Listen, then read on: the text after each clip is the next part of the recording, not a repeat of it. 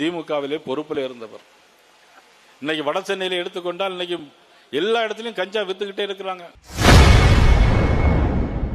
வடசென்னை பகுதியில் திமுகவினர் போதைப்பொருள் கடத்துவதாக பாஜக மாநில தலைவர் நயினார் நாகேந்திரன் குற்றம் சாட்டியுள்ளார்.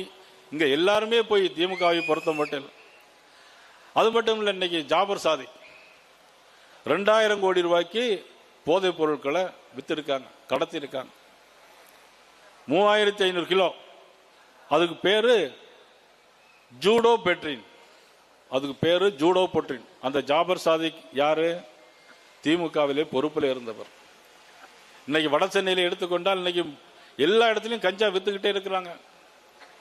இன்னைக்கு திருடனாய் பார்த்து திருந்தாவிட்டால் திருட்டை ஒழிக்க முடியாதுன்ற மாதிரி இன்னைக்கு காவல்துறை ஓரளவு தான் செய்ய முடியும். கரூரில் இருந்த காவல்துறை வேறு. ஆனால் இங்கே வட சென்னையிலே இன்னைக்கு கஞ்சா இவ்வளவு தூரம் பழக்கத்தில் இருக்குன்னு சொன்னா அவ்வளவு திமுக காரங்க தான் இன்னைக்கு போதைப் பொருட்களும் கஞ்சா கடத்தில் ஈடுபடுறாங்க. ஜாபர் சாதிக்கு போல ஜாமீன்ல வந்திருக்கிறார். அதே மாதிரி பார்த்தீங்கன்னா துப்புரவு தொழிலாளர்கள், இதை விட வேற பாவம் ஒன்றுமே இருக்க முடியாது. துப்புரவு தொழிலாளர்கள் போராடுகிறார்கள். சென்னையிலே 10 தினங்கள் 15 தினங்களாக போராடுகிறார்கள். நீதிமன்றத்திலே ஒரு உத்தரவை வாங்கி அவரை அங்கிருந்து அப்புறப்படுத்துகிறார்கள். வட சென்னையில் இருக்கிற அமைச்சர் சேகர்பாபு அவர்கள் போய் அவர்களை மிரட்டுகிறார்கள்.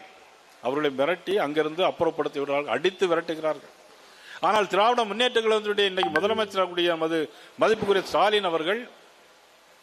ஸ்டாலின் அவர்கள் எதிர்கட்சி தலைவராக இருக்கும்போது ஊர் ஊரா இதே மாதிரி போனாங்க, டீ கடையில் உட்கார்ந்தாங்க, கிராம சபையை நடத்தினாங்க. அப்ப கிராம சபையை நடத்தவே இல்லைன்னு சொன்னாங்க. இன்னைக்கு 4.5 வருஷம் 4.25 வருஷம் ஆச்சு. இன்னைக்கு கிராம சபை எங்க இருக்குன்னே முதலமைச்சருக்கே தெரியாது. அந்த அளவிற்கு இன்னைக்கு நடந்து கொண்டிருக்கிறது. துப்புரவு செய்திகளை உள்ளது உள்ளபடி தெரிந்து கொள்ள ரெஃப்ளெக்ட் நியூஸை சப்ஸ்கிரைப் பண்ணுங்க.